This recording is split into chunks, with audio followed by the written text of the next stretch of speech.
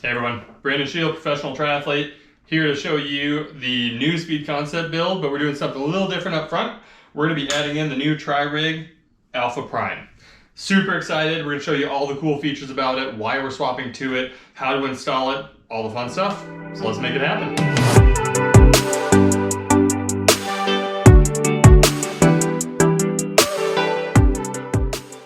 So you might be wondering, I've got a stock speed concept. Why would I switch to the Alpha Prime? What's the benefit? Well, as a fitter and as an aero tester, we do a lot of adjusting on bikes. And so what happens is people will come in with their speed concept and they'll have a certain number of stacks, certain all that, and they want to test another stack or another angle. So how do you adjust that on the stock speed concept? Well, you have to start up top. This is kind of an exploded view. But basically what you're going to have to do is you're going to have to take off the pad on the elbow cup and unscrew those two bolts from here. Then you're going to have this little cover. You have to take this off. Then you have these two bolts that will go into this piece right here. You have to unscrew both of those on both sides. Then you'll have two bolts through here that goes all the way through those and sinks in somewhere around here. You'll have to unscrew those two bolts from there. That will release this topper from everything on both sides, so you have two of those.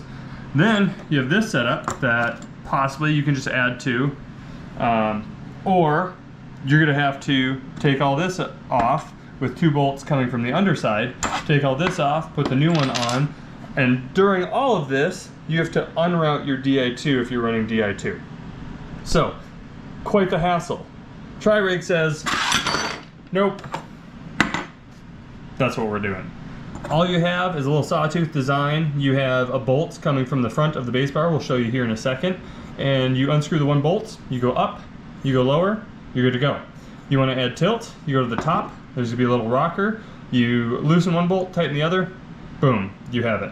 There's no taking apart. There's no redoing 1, 2, 3, 4, 5, 6, 7, 8 bolts per side on the speed concept to redo, a simple 5 mil adjustment.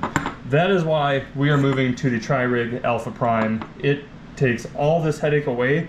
So when you want to aero test, you want to get fitted, you want to do what's best for you on the bike, it doesn't come with a 16 bolt headache per adjustment.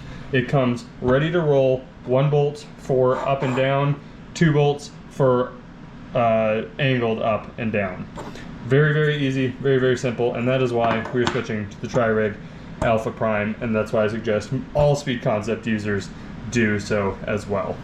First thing I do before anything else is I just like to get my Di2 routed. I'm a Di2 kind of guy. Everyone says SRAM is the way to go. I have no fight there. I love SRAM. I've ridden SRAM many times, but I already have a lot of Di2 parts just from other bikes, from other builds, all that stuff. So I like to just get my Di2 stuff routed. And then, so that's gonna go up to there. From back here, all I did was just shove it in. Luckily there's not really any way to get that wrong. Just push it until it comes out the bottom bracket. Do all this before you put your bottom bracket in. This one, and this one before we put the bottom bracket in, just so we have room to play with down there. So we have the rear derailleur wire, and I routed it out through here at first, same with the front derailleur, but then I pushed them up, and the speed concept has that storage box. I pushed them all up to there, and then I grabbed that third wire that we just talked about, that long one with the changer in the middle, the EW8305, just changed from the old wire, or new wire to old wire. Got them all connected to the battery, and typically what I'll just do then is I'll take the battery, and we're gonna go knot the plug inside first, push it down, and I'm gonna use the bottom bracket area to actually push it up into the seat tube. Then all we gotta do is basically flip the bike upside down, and everything's gonna be exactly where it needs to be. Just keep slowly shaking it. There you are. So now your front derailleur, rear derailleur, and your connector wire are all routed. So a little tip when doing bottom brackets, most people try to use their fingers, and it's really hard to grab these with your fingers, it hurts. They're both going the same direction, they're both rotating backwards, so if you just grab it with your palms, and you rotate like that, much, much easier. So I just use palms of my hands, pinch it, and rotate it together. That's how we get it close. Now we'll grab a torque wrench and torque them. For the crankset, we're gonna be running Dura Ace 160mm crank arms. I've got pretty severe hip impingement if I get longer than that. So 160s is kind of my go-to. Currently we're riding a Little Boy Ring 5440, but we have a 58 on the way for Arizona. We're gonna switch this over to a 1x setup. But for bottom bracket, or for your crankset, just give it a little tap in. Make sure that's good to go. And then we'll put the other side, make sure you are exactly 6 hours on the clock apart. And then when you have that compression screw on the far side of a Shimano crankset, do not over tighten that. Over tightening that is what leads to your crankset not spinning like it should.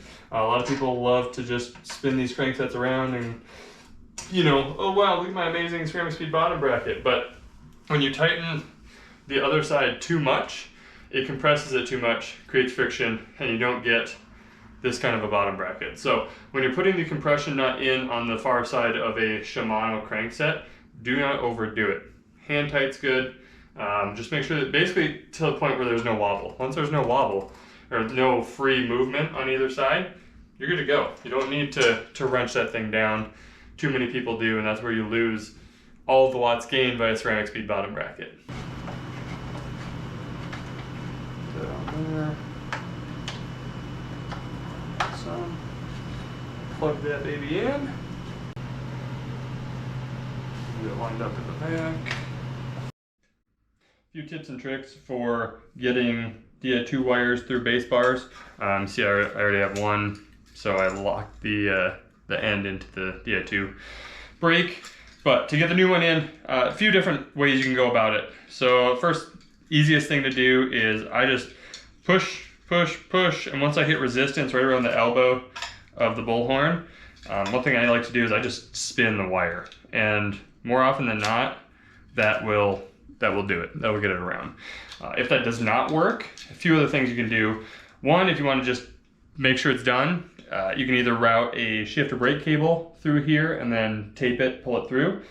If you want to, you can do dental floss. Only good use for dental floss, in my opinion. You can take a long strand, put the end through here, and then actually you grab a vacuum, you vacuum this side, and the dental floss will be pulled through, tie it to the end of the Di2 wire, pull it on through. Or lastly, what I usually do is I'm just gonna get it to this corner right here. I'm gonna put a pick up this side, pull it just enough to get it around, and then I should be able to push it through the rest of the way. So we have this loosely together so we can show you what it looks like with Di2. So you have your Di2 B junction box right here. You have your Y-split cable, which is the one that has two ends and like a mini split in the middle. The Y-split goes to that brake, down to this brake, and then that little short wire off the Y-split is going to go to the B junction. Then you're going to have your two long wires that come out forward for your arrow extensions.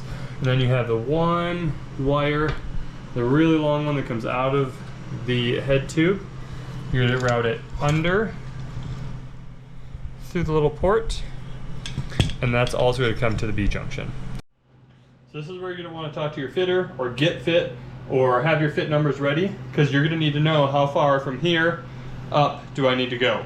And knowing that there's a short riser and a long riser, that can help a little bit, but if you need to include these in your build, you want to make sure to measure this out before you cut your steerer tube. Alright, so we have this done. Looks super nice, lines up very well, super aerodynamic. I'm not going to run any spacers because I know that the riser is going to be enough for me. So this is kind of what it looks like. This is where the 18 bolts comes into play. It is 18 bolts from base bar to arrow bars on with the standard setup. So this is the difference in the Tririg Alpha Prime. Back this out, slide that into whatever height you want. So this is how you adjust your setup. Get that to where we want to be. Cinch that up. Tighten it with this.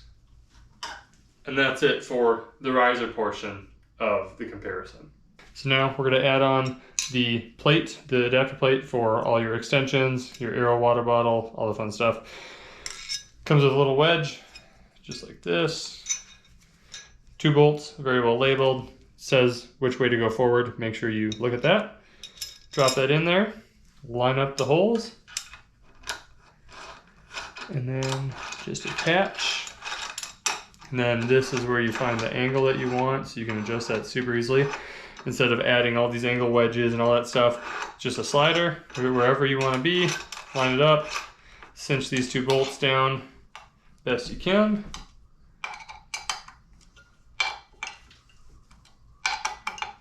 And that's it for angle adjustment.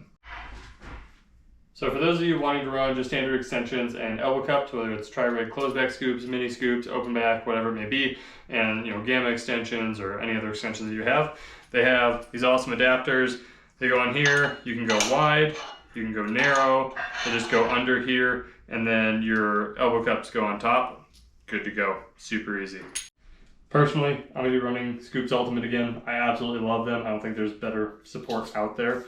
So those just bolt right on. 4 bolts, done. So total 2, 4, 6, 7 bolts instead of 18. And that is just, and we're not rerouting anything. They're not on top of each other. Like, I can access my riser without adjusting anything else. I can access the tilt without adjusting anything else. I can access my scoops without it. I don't need to go through other bolts to get to where I want to go. So with Scoops Ultimate, you have a little hole in the side. If you're running DI2, you run your wire just right up this channel, and then it goes right in there. Comes out the end of the extension. So we got brake lines in. Obviously it's a little later, not the same day, but finally got brake lines in, so I just wanted to show you how to route those on the Alpha Prime through the speed concept, get everything hooked up. Pretty simple, but for those who don't know, we're going to show you. For the fork, nice and easy. They give you a hole just on the inside. You're going to take the hose and just push it through that hole. It will come out on top right up here. So we just take that, pull it out to about the length we need. And obviously always cut long.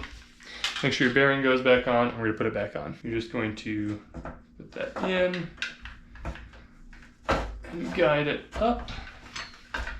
All right, and then we're gonna take our upper headset bearing and our cable routing compression cover. Route everything through both those and set those on. And then for routing, just so we can cut to size, we're going to go through the base of the Alpha Prime. And then we're going to go to the left, because this is the front brake, I want it on the left. And we're going to get to that corner where it stops. I'm going to throw a pick through there. Second person comes in handy right about here, but as we're pushing on this, grab it with the pick.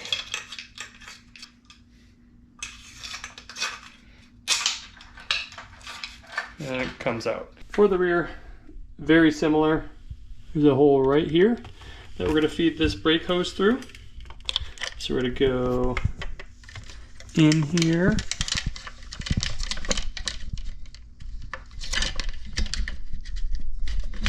And then we're just going to shove it through the bike, around the bottom bracket. And then on the speed concept, it's really nice.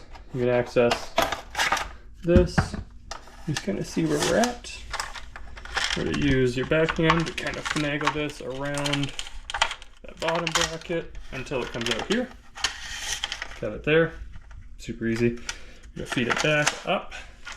And then we're going to take this and just feed all of this extra wire into the bike. So we've got the hose coming out the headset, so we're just going to pull until there's just an inch or two left on the back. And we're going to do the exact same thing. Make sure you go through the headset bearing, through the compression ring, through the bottom of the Alpha Prime. We're going to pull all of it out. Or, actually a little easier is probably don't pull all of it out. Right as it goes through, we're going to push it over to the right and right into the base bar. If you pulled it all out and then you push it all back in, you're going to kink it. So get it to that corner again. Grab your handy dandy pick. Push it all through. This one will obviously need to cut as well. Then you can get your upper headset bearing in. So this is how I typically organize my speed concept. There's basically 3 holes that you can use. You can use them how you'd like. Personally, I go DI2 on the drive side, front brake on the front, and your rear brake on the right when you're facing the bike, non-drive side. Reason being is that this allows your rear brake to curve a little better into the bar and give it a little better angle leading into the bar. Some people do it the other way around, put the rear brake over here, totally fine, but this is just how I organize my speed concept coming out of the headset. Only one thing left to do, and that's kind of, at least on this part, is kind of wiggle everything into place. Compress the headset, make sure the brakes aren't getting pinched, make sure your DI2 is not getting pinched, and just keep pushing down until everything kind of seats into place. And then we will use the top cap to add some compression to this. When it comes to trimming brake hose to length, what I'll typically do is, for travel, we obviously want as much as possible. So I will take it and I'll push it in to see how much the base bar can kind of soak up, and then I'll mark that spot. That needs to be at the end of where it's going to enter in the brake itself. So knowing that, I'm probably cutting right about there. That way, after I attach it, push it in, there will still be excess in here, so when I'm traveling, I'll be able to maneuver the bar a little better, but I don't want it so it's really hard to put the brake into the base bar. Once you get the hose to length, all you gotta do is make sure you don't pinch that DI2 wire. It's in its little channel. Push back, and then take a number 2, Shimano's set screws right on the outside of that lever, and tighten her up. And just do the same on the other side. When compressing a headset, just to make sure, you always compress the top first. You make sure there's no play in the headset. And then you'll come through and you'll tighten these two to torque. So do not compress this one too much. You will crack that carbon cap. Compress it just enough that the play is gone on the headset, but steering is still free. And then you'll come and you'll tighten up these two, which will lock in the stem. So once you're done routing your DI2, I just tape them to the back of the mono post, just like that. They run up the side of the XL extension. Little electrical tape, I think I might tape it to that base bar where that electrical tape is hanging. But overall, cleans up super nice. Very well done, Tririg. Super excited to be using this going forward.